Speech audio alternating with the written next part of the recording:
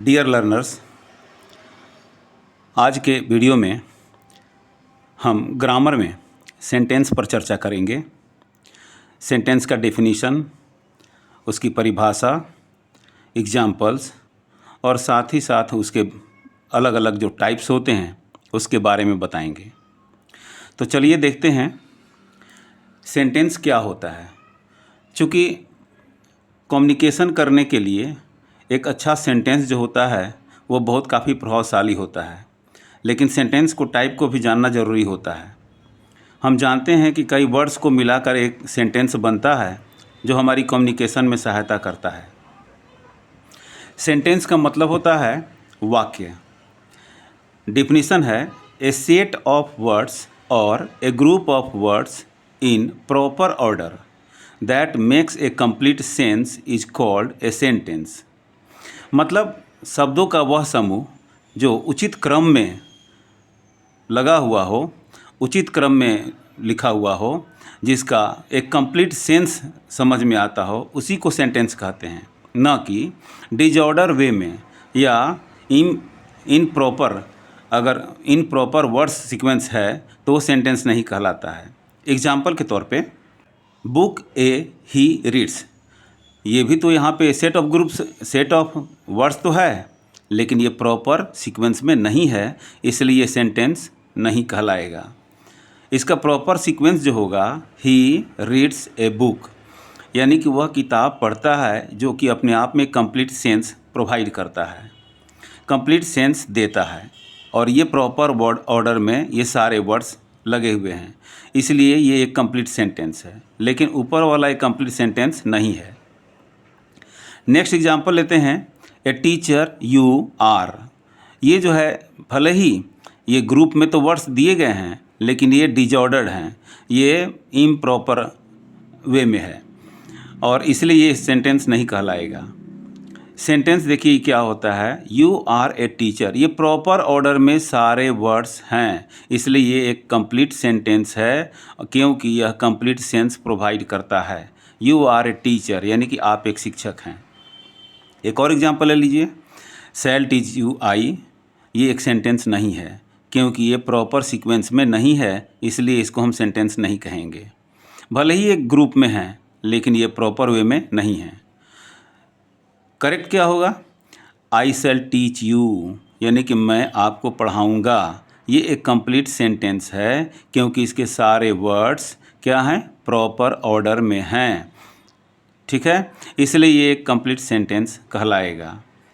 Types of sentence की बात करें तो वास्तव में सेंटेंस 5 टाइप्स के होते हैं। सेंटेंस के जो काइंड्स होते हैं वो 5 होते हैं, लेकिन आज के ग्रामर में इसको 4 ही दिखलाया जाता है। यानी कि एक्सक्लामेटरी सेंटेंस में ही ऑप्टेटिव सेंटेंस को मिक्स कर दिया गया है। लेकिन बात वैसी नहीं है, क्योंकि इन 5 का अपना बहुत काफ़ी महत्वपूर्ण स्थान है।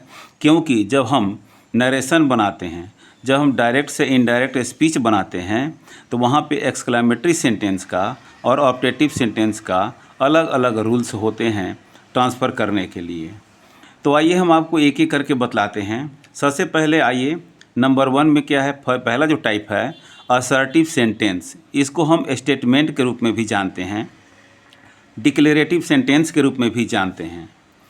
और ये असर्टिव सेंटेंस जो होते हैं बिल्कुल ही सीधे सीधे होते हैं, और उस पर हमें मस्तिष्क पे कोई विशेष प्रभाव नहीं पड़ता है। हम सामान्य वे में जो बोलचाल की भाषा में बात करते हैं वह जनरली असर्टिव सेंटेंस होता है, या स्टेटमेंट कहें उसको, या तो डिक्लेरेटिव सेंटेंस कहते हैं। एग्जाम्पल के तौर पे, आई टीच यू इंग्लिश, मैं आपको इंग्लिश पढ़ाता हूँ, ये जो है असर्टिव सेंटेंस है। I do not teach you English, ये भी जो है असर्टिव सेंटेंस है। ही इज़ डांसिंग, यह भी है assertive sentence.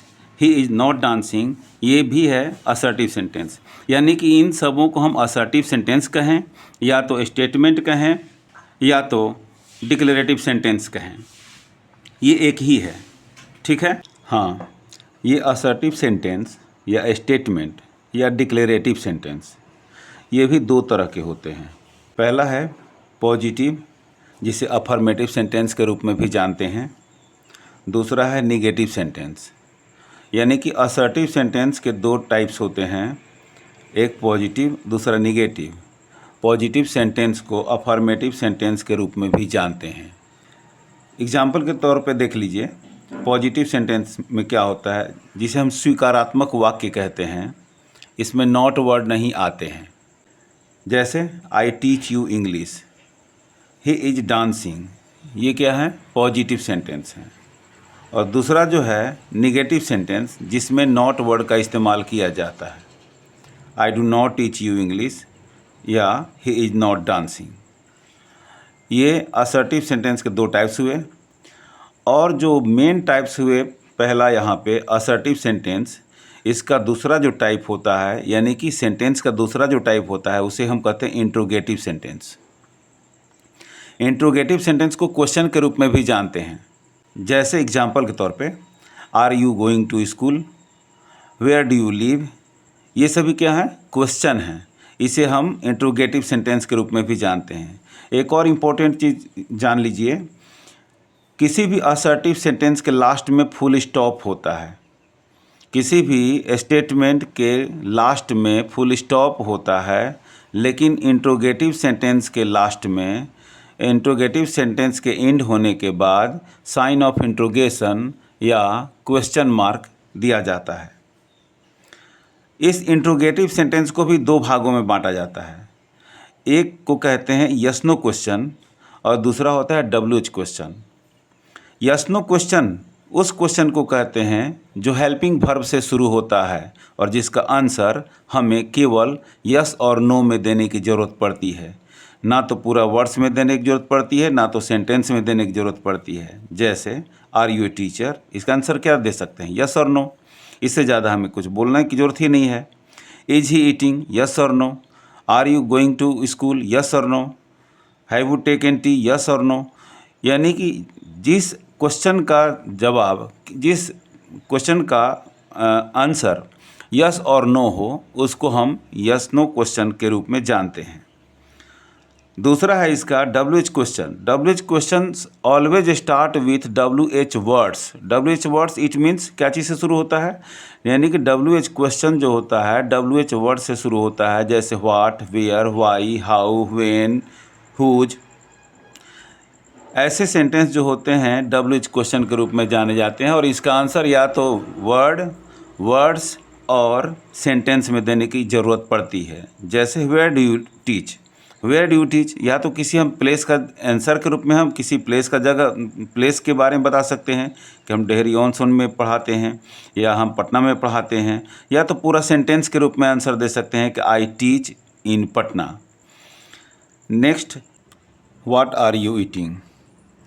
What are you eating जो है WH क्वेश्चन है और इसका आंसर एक वर्ड में या तो वर्ड्स में और नहीं तो फिर एक सेंटेंस में हमको देना पड़ता है। एग्जाम्पल के तौर पे, what are you eating an apple, और नहीं तो दूसरा जवाब दे सकते हैं I am eating an apple. इसका दूसरा जो ये टाइप है इंट्रोगेटिव सेंटेंस और क्वेश्चन, हालांकि ये भी दो तरह के होते हैं, एक पॉजिटिव, दूसरा निगेटिव। जैसा कि हम पहले ही बतला चुके हैं कि पॉजिटिव को अफर्मेटिव के रूप में भी जानते हैं, या तो पॉजिटिव क्वेश्चन कहें या तो अफर्मेटिव क्वेश्चन कहें। दूसरा जो होता है निगेटिव क्वेश्चंस। पॉजिटिव क्वेश्चंस क्या होता है, are you a student, yes और नो, आंसर देना पड़ता है। Why do you help him, तुम उसकी मदद क्यों करते हो। ये जो है पॉजिटिव क्वेश्चंस है। और निगेटिव क्वेश्चन भी होता है, जिसमें हमने पहले ही बता दिया था कि कोई भी निगेटिव सेंटेंस में नॉट वर्ड का इस्तेमाल किया जाता है।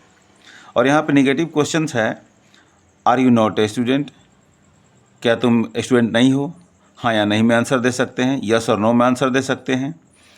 Why do you not help him, तुम उसकी मदद क्यों नहीं करते हो, इसका हमें रीज़न बताना पड़ता है। इसके बाद आता है आपका थर्ड टाइप क्या होता है, इम्परेटिव सेंटेंस कहें, या तो इसे को कमांड भी कहते हैं या तो ऑर्डर भी कहते हैं। इम्परेटिव सेंटेंस भी दो होते हैं, एक पॉजिटिव इम्परेटिव सेंटेंस होता है, दूसरा निगेटिव इम्परेटिव सेंटेंस होता है।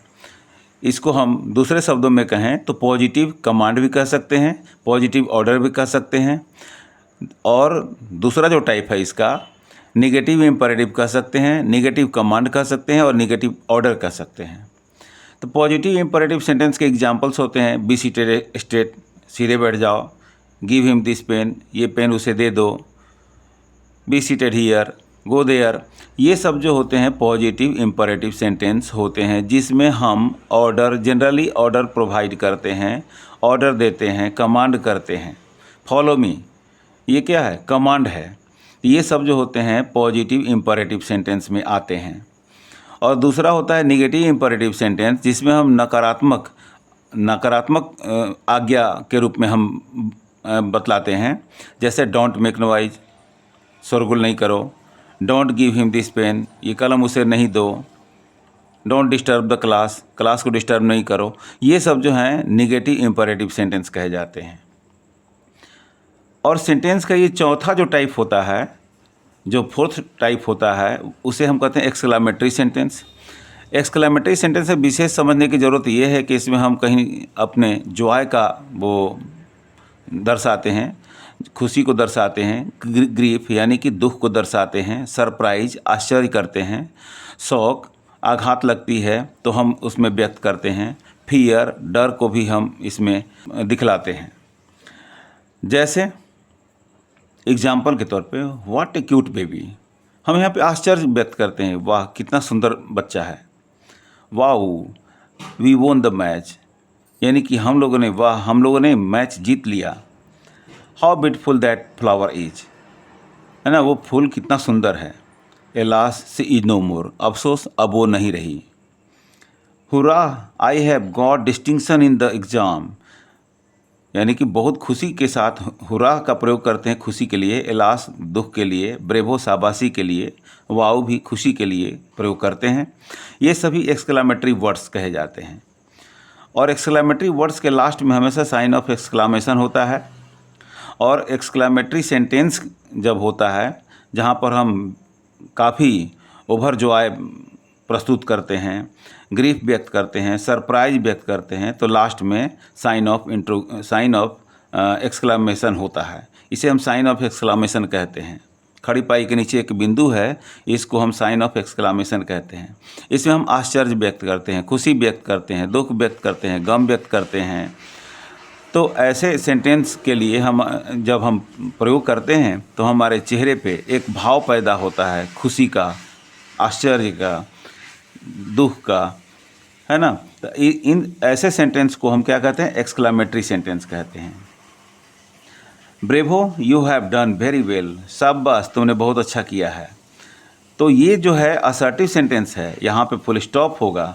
ये जो है असर्टिव सेंटेंस है जहाँ पे फुल स्टॉप होगा लास्ट में, लेकिन यहाँ पे एक्सक्लामेटरी वर्ड्स ऐड किया हुआ है। और एक्सक्लामेटरी वर्ड्स के लास्ट में हमेशा साइन ऑफ एक्सक्लामेशन होता है, इसलिए इस बात का ध्यान जरूर रखें।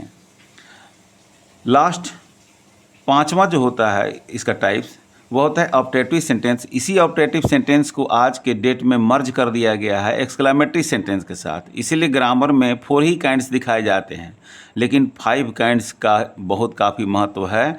जब आप नरेशन बनाते हैं, जब आप डायरेक्ट से इनडायरेक्ट बनाते हैं, जब डायरेक्ट से इनडायरेक्ट स्पीच में कन्वर्ट करते हैं, तो ऑप्टेटिव सेंटेंस के रूल्स भी अलग होते हैं। ऑप्टेटिव सेंटेंस, इसमें क्या करते हैं, हम विश हम प्रस्तुत करते हैं, यानी कि विश और प्रे और कर्स। विश का मतलब होता है हमने इच्छा, अपनी इच्छा व्यक्त करते हैं, कामना व्यक्त करते हैं, प्रे प्रार्थना करते हैं, कर्स अभिशाप देते हैं। और ऐसे सेंटेंस के भी लास्ट में साइन ऑफ एक्सक्लामेशन होता है। ये वास्तव में प्रैक्टिकली होता नहीं है, लेकिन हम अपने दिल से जो हम इच्छा करते हैं, दिल से जो हम किसी को दुआ देते हैं, दिल से हम किसी को कर्ज करते हैं, तो ऐसे सेंटेंस के लास्ट में साइन ऑफ एक्सक्लामेशन होता है। जैसे एग्जांपल के तौर पर wish you very happy birthday, यानी कि हम आपके हैप्पी बर्थडे के लिए बहुत काफ़ी हम कामना करते हैं। गॉड ब्लेस यू, यानी कि God bless you short form में है, लेकिन रियल में होता है मे गॉड ब्लेस यू, लेकिन हम शॉर्ट में बोलते हैं गॉड ब्लेस यू, यानी कि भगवान आपको दुआ दे, आशीर्वाद दे। ये हम क्या करते हैं, ये एक तरीके से प्रे करते हैं। I wish you are at my place, मतलब ये मेरी कामना है कि काश आप मेरी जगह होते, या मैं चाहता हूँ कि आप मेरी जगह होते। May he go to hell, may he go to hell यानी कि वह नर्क में जाए। ये क्या है, कर्स हो गया यानी कि अभिशाप हो गया। मे यू लिव लॉन्ग, ये क्या हुआ, आशीर्वाद हो गया, विश हो गया ना कि आप दीर्घायु हों। तो इतने सारे सेंटेंस हैं 5 काइंड्स, और इन 5 काइंड्स को हमें बारीकी से इस्तेमाल करना होगा, तब जाकर हम रिटेन और ओरल दोनों में हम सेंटेंस बहुत अच्छी तरह से बना सकते हैं। ठीक है, तो इसलिए सेंटेंस जो है बहुत ही महत्वपूर्ण है, क्योंकि सेंटेंस से ही हम कम्युनिकेशन अपना सुधार सकते हैं। सेंटेंस ही अच्छी तरह अगर हमको बनाने आ जाएगा तो हम अच्छी तरह से कम्युनिकेशन कर सकते हैं। इसलिए ग्रामर में इसका बहुत काफ़ी इम्पोर्टेंस है। ठीक है, तो आज के लिए इतना ही, फिर मिलेंगे हम अगले वीडियो में।